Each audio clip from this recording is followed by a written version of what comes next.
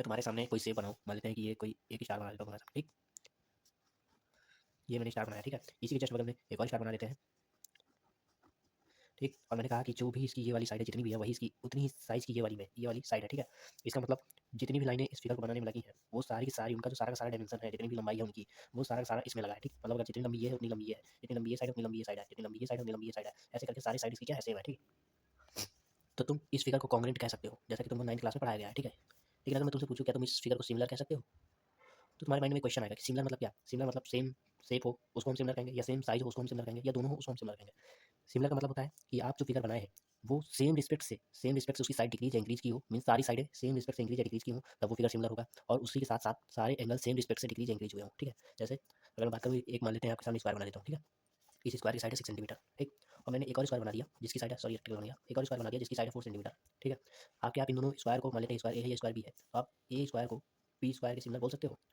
हाँ, बोल सकते हैं। क्यों बोल सकते हैं? क्योंकि देखो इनका शेप सेम है, एंगल चेंजमेंट नहीं हुआ है, एंगल 1:1 पे है।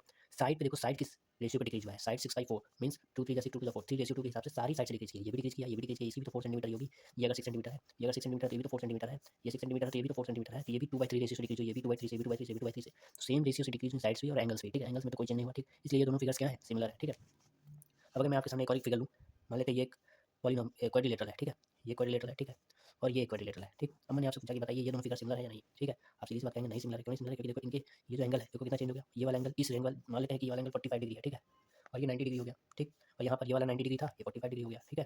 इन दोनों का अगर आप देखेंगे ये 1/2 हो जा रहा है, 1/2 रेशियो से डिक्रीज हो रहा है, लेकिन 1/2 रेशियो से क्या हो रहा है, 2/1 रेशियो से इंक्रीज हो रहा है, ठीक है। तो एंगल के चेंज होने का रेशियो सेम नहीं है, ठीक। और साथ ही साथ देखो ये वाली साइड ऐसे है, ये वाली साइड ऐसे हो गई, ये वाली साइड ऐसे है, ये वाली साइड ऐसे है, मीन्स ऐसे नहीं, मीन्स ये वाली साइड का साइज कुछ और है, ये वाली साइड का देखो, ये वाली साइड छोटी है लेकिन ये वाली साइड क्या हो गई, बढ़ गई। ये साइड बड़ी है लेकिन ये और बढ़ गई, ठीक है। इनके साइड बढ़ने का रेशियो अलग अलग है, ठीक। ये इसलिए ये दोनों क्वाड्रिलेटरल क्या है, सिमिलर नहीं है, ठीक।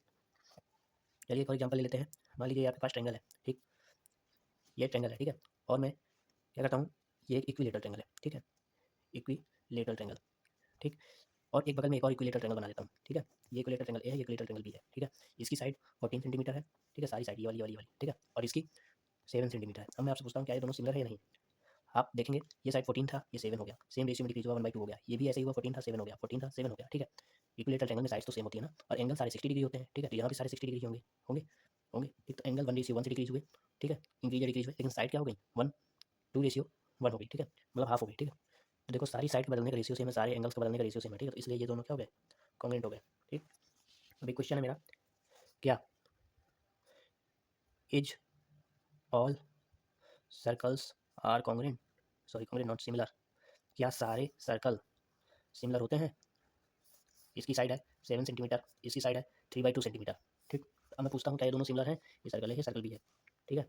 अगर आप R1 की बात करें, कैसे पता चलेगा, देखो R1 लिख दीजिए, 7 सेंटीमीटर, R2 लिख दीजिए 3/2 सेंटीमीटर, ठीक। चलिए दोस्तों, अब रेशियो इन दोनों का पता करते हैं कि किस रेशियो से ये वाला सर्कल इस वाले सर्कल की रेडियस में डिक्रीज हो गया, ठीक है। तो क्या करेंगे, डिक्रीज कौन कितने में हुआ है, देखो R/R2 ये है, फाइनल रिजल्ट ये है, तो फाइनल रिजल्ट हमेशा ऊपर रहेगा, ठीक है। और इनिशियल रिजल्ट हमेशा नीचे रहेगा। तो अगर आप देखेंगे 3/2/7 तो डिक्रीज किस रेशियो से हुआ है, 3/14 रेशियो से, ठीक। तो रेडियस में डिक्रीज हुआ है तो सारे शेप में डिक्रीज हुआ होगा इसके, ठीक है। तो सारे सर्कल क्या होते हैं, सिमिलर होते हैं, ऐसा हम लिख सकते हैं। देखो अगर आप देखेंगे, ये मान लीजिए 2 सेंटीमीटर का है और आप एक 4 सेंटीमीटर का सर्कल ले लें, ठीक। तो शेप तो सेम है, रेडियस भी सेम है, डायमेंशन भी सेम है, डायमेंशन भी सेम रेशियो से इंक्रीज किया है, और शेप भी सेम है, तो इसलिए दोनों क्या हो जाएंगे, सिमिलर हो जाएंगे, ठीक। इस वाले केस में भी सारे सर्कल क्या होंगे, सिमिलर होते हैं, ठीक है। ऐसा हम लिख सकते हैं, yes all circles are similar to each other, ठीक है। ऐसा मैं लिख सकता हूँ, ठीक।